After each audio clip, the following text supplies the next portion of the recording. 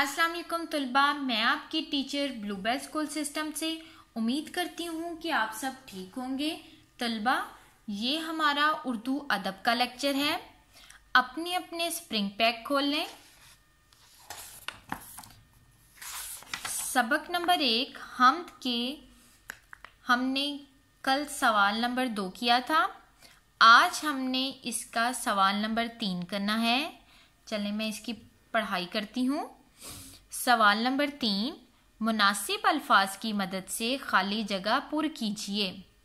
बेटा, ये आपको उन्होंने मुनासिब अल्फाज दिए हैं, आपने इनकी मदद से खाली जगह को पुर करना है। मैं यहाँ कर चुकी हूँ, इसलिए मैं इसकी पढ़ाई करती हूँ।